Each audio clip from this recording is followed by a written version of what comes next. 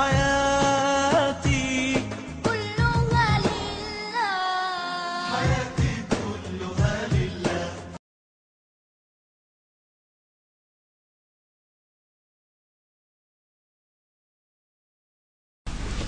Bismillahirrahmanirrahim. Assalamualaikum warahmatullahi wabarakatuh. Alhamdulillahirabbil alamin wassalatu wassalamu ala sayyidina Muhammadin wa ala alihi wa sahbihi ajma'in, amma ba'du.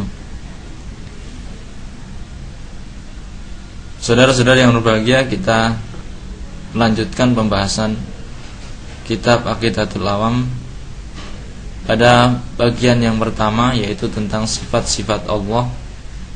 Sifat yang pertama yang kita bahas adalah sifat wajib bagi Allah. Bagaimana sifat wajib bagi Allah?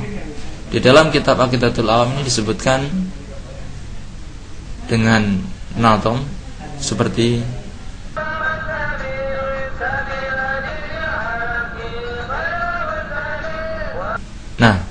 dari nazam ini kita bisa membahas satu persatu. Di situ ada dikatakan wa ba'du fa'lam bi wujubil ma'rifah min wajibin lillahi isrina sifah.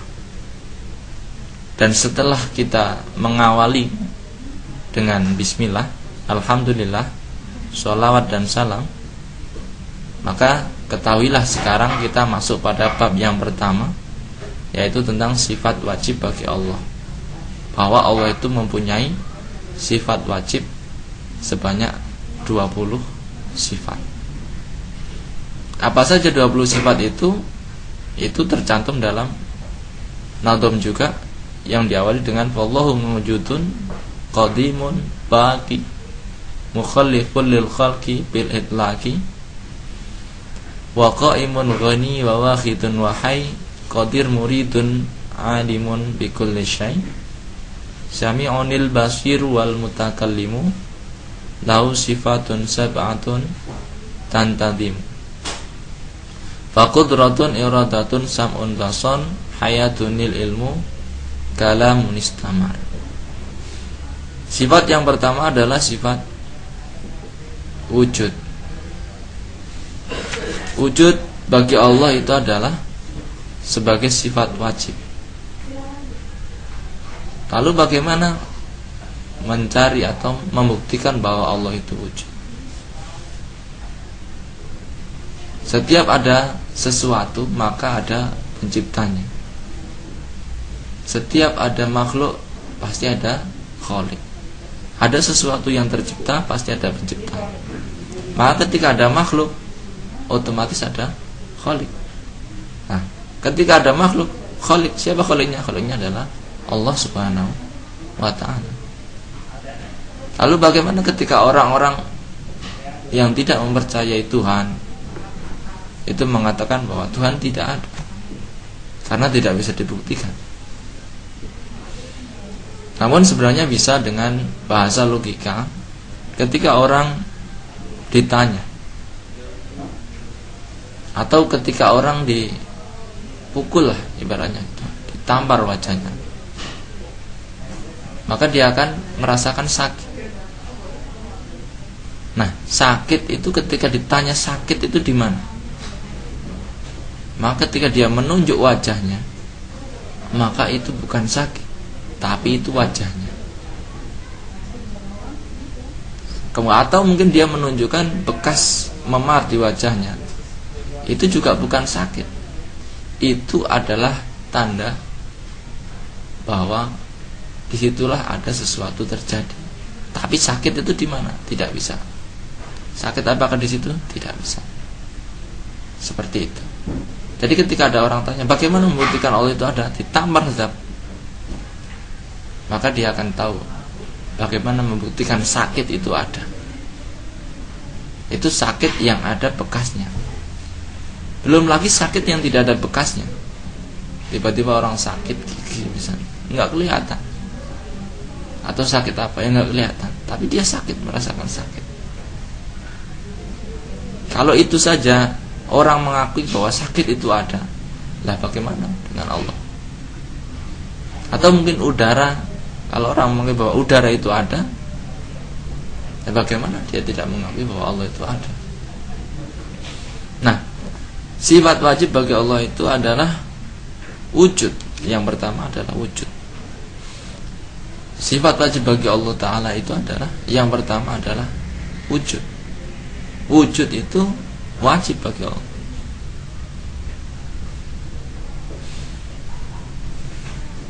Lalu apa secara definisi atau mungkin dalilnya dalam Al-Quran bahwa Allah itu punya sifat wujud? Dalil dalam Al-Quran dikatakan di dalam surat Thaha ayat 14 dikatakan, innani anallah la ilaha illa anna fa'budni. Dikatakan di dalam surat Thaha ayat 14. Ada juga dalam surat Ar-Rum ayat 8. A'udzubillahi minasyaitonirrajim. Bismillahirrahmanirrahim. Awalam yatafakkaru fi anfusihim ma khalaqallahu samawati wal ard wa ma bainahuma illa bil haqqi wa ajalin musamma wa inna katsiran minan nasi biliqa'i rabbihim lakafirun. Dari surat Ar-Rum ayat 8 ini jelas sekali bahwa seperti yang saya sampaikan, setiap sesuatu yang tercipta maka ada penciptanya. Nah, setiap sesuatu yang tercipta maka ada penciptanya. Setiap ada makhluk pasti ada khalik. Setiap, berarti siapa yang tercipta? Semua yang kita lihat ini adalah tercipta. Langit ada penciptanya, bumi ada penciptanya. Maka mustahil ketika Allah itu tidak ada. Karena apa? Penciptanya ada. Karena ada makhluk, otomatis ada khalik. Ini adalah sifat wajib bagi Allah, sebagaimana di dalam Al-Quran sebagai dalil bahwa sifat wujud bagi Allah itu memang ada. Meskipun di dalam nadoman yang disampaikan oleh Rasulullah SAW kepada para sahabat dan kepada Imam Marzuki ini tidak dijelaskan secara detail. Namun ulama-ulama selanjutnya mencari dalilnya seperti apa, sehingga ini bisa dikatakan benar-benar ajaran dari Rasulullah SAW. Itu mungkin yang kita bahas pada sifat yang pertama, yaitu sifat wajib bagi Allah, ya, yaitu sifat wujud. Yang kedua adalah sifat qidam atau sifat qadim atau sifat yang dahulu kala. Definisi dari sifat qadim adalah adamul awaliyah liwujudillahi ta'ala. Jadi qadim itu dahulu kala. Dahulu kala itu tidak diawali sesuatu. Kalau manusia diawali sesuatu, manusia sekarang diawali bapak ibunya. Bapak ibunya diawali dengan nenek kakeknya. Nenek kakeknya diawali dengan nenek moyangnya. Sampai Nabi Adam. Nabi Adam diawali oleh sesuatu, tanah. Tanah diawali oleh, atau tanah diciptakan oleh Allah. Jadi masih ada. Nah, kalau Allah ya sudah dari dulu ada, tanpa ada permulaan. Dikatakan bahwa wa adamul awaliyah liwujudillahi ta'ala ay annahu ta'ala la awwala liwujudihi. Jadi adanya itu tidak diawali oleh sesuatu. Karena apa? Karena Allah itu awal dari segala sesuatu. Lalu bagaimana dengan dalilnya?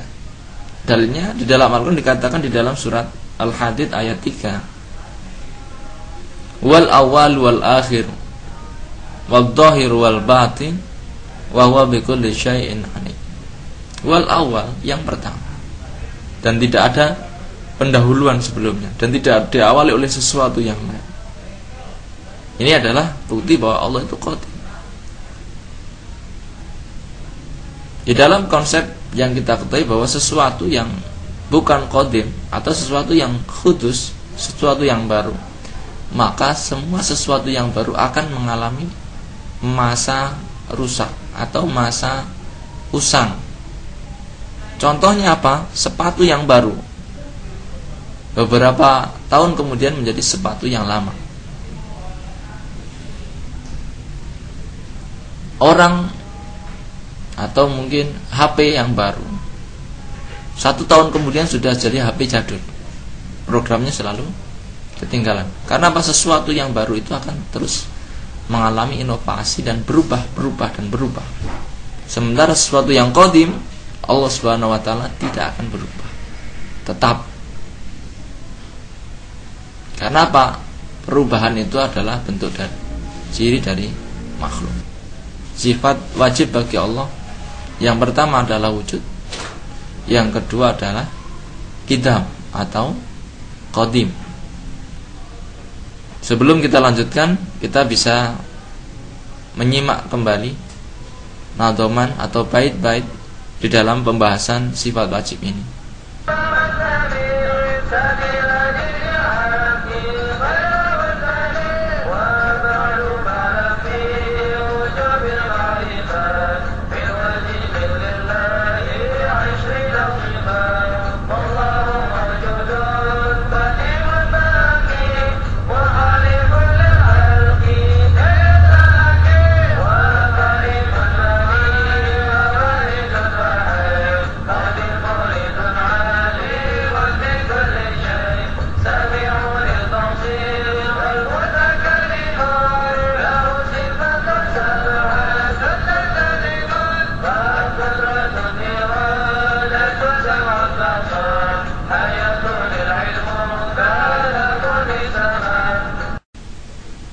Saudara-saudara bisa mengambil atau meniru atau mengikuti nadhoman-nadhoman yang tersebut untuk menghafalnya dan kemudian memahaminya dengan singkat dan menjadikan hafalan itu sebagai kekuatan keimanan.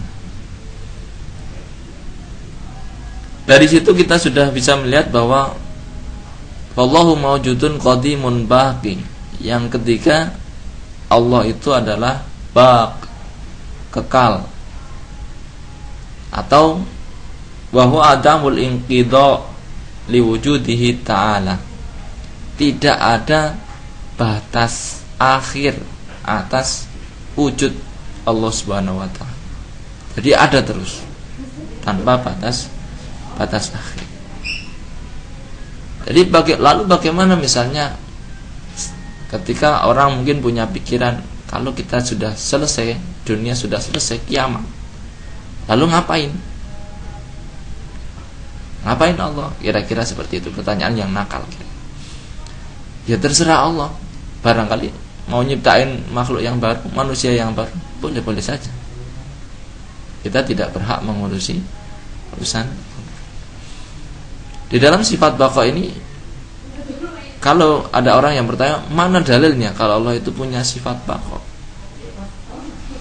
Itu dalam surat Al-Qasas dikatakan, A'udzubillahi minasyaitonirrajim, Bismillahirrahmanirrahim, kullu syai'in halikun illa wajhah, laul hukmu wa ilaihi turja'un.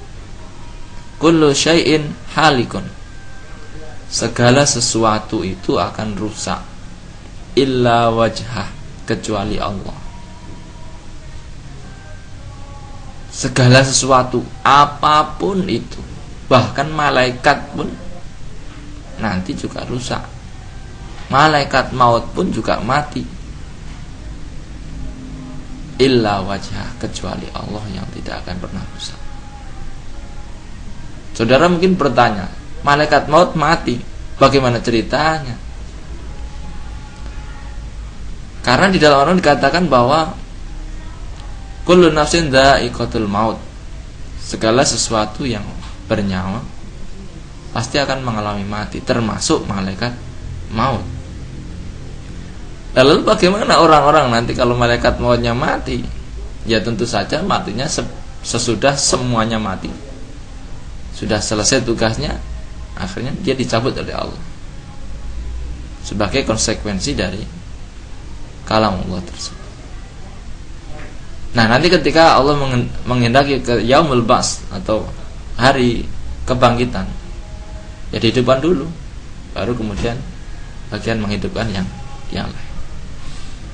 Di dalam surat Ar-Rahman juga ada dalil bahwa Allah itu adalah baqa.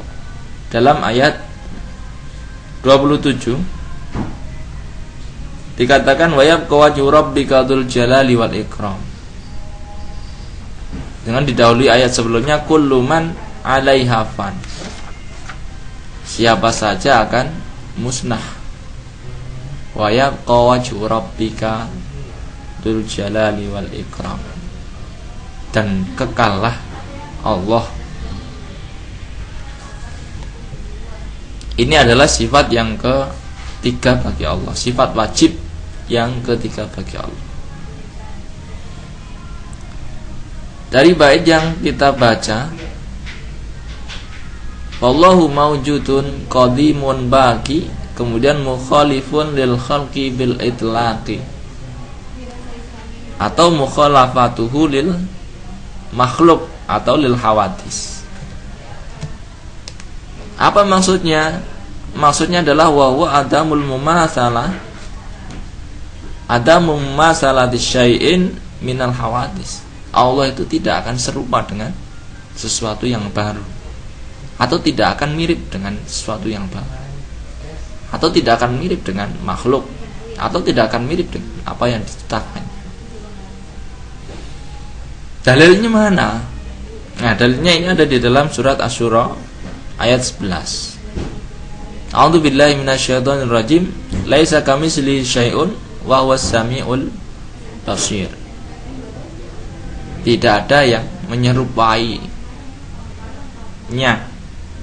sesuatu pun. Jadi tidak ada. Juga di dalam surat Al-Ikhlas dikatakan walam yakun lahu kufuwan ahad. Enggak ada yang bisa menyerupai.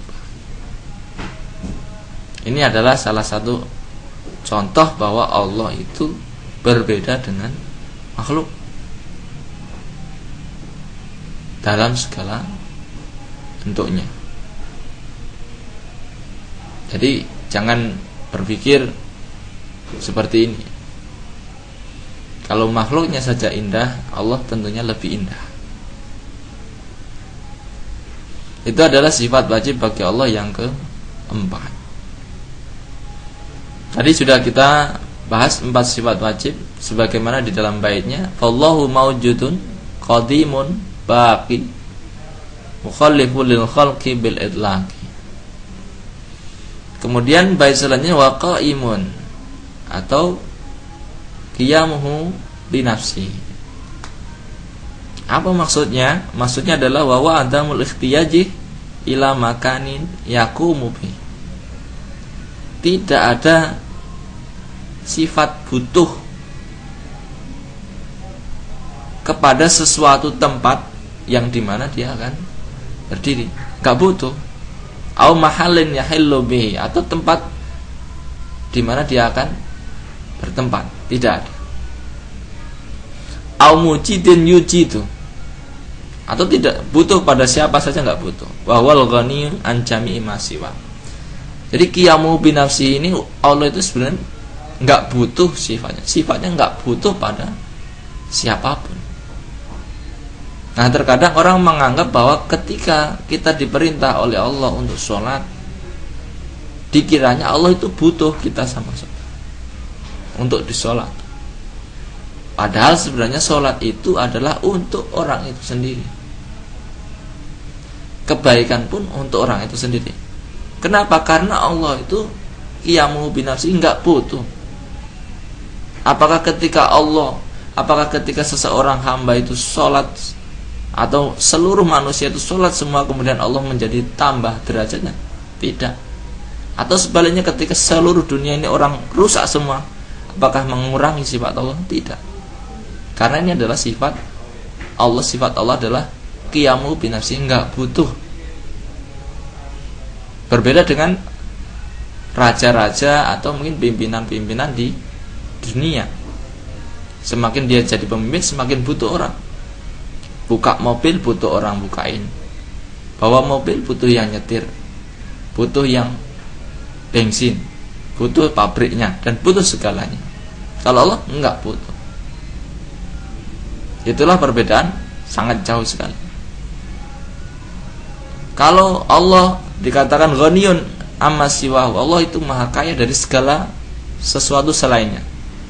Itu Allah enggak butuh sama sekali kepada sesuatu yang lain, atau tidak butuh sama sekali kepada selainnya. Tetapi kalau manusia dikatakan ghani atau dikatakan kaya, maka saya yakin adalah kebutuhannya semakin banyak, ketergantungannya kepada yang lain semakin banyak. Masak, butuh dimasakin, butuh listrik, butuh air dan sebagainya. Semakin butuh, semakin butuh. Itu adalah perbedaannya sangat-sangat jauh.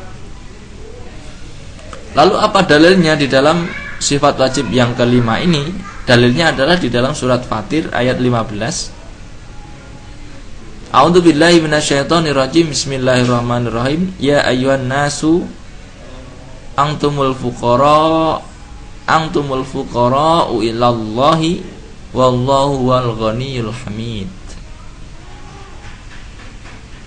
Wahai orang-orang, wahai manusia, kamu itu adalah fuqara, fakir, ilallahi, kepada Allah, dan Allah itu ghaniyun hamid, zat yang maha kaya dan yang terpuji. Di dalam surat Duha juga disebutkan di dalam ayat 111, wa anatil wujuh lil hayyil qayyum. Ini adalah beberapa dalil tentang sifat wajib yang kelima bagi Allah Subhanahu wa taala. Demikian, semoga dalam pembahasan ini kita bisa mendapatkan pengertian yang sempurna untuk menambah keimanan kita. Akan kita lanjutkan insyaallah pembahasan selanjutnya pada pertemuan yang akan datang. Kurang lebihnya mohon maaf. Akhirul kalam billahi taufiq wal hidayah. Wassalamualaikum warahmatullahi wabarakatuh.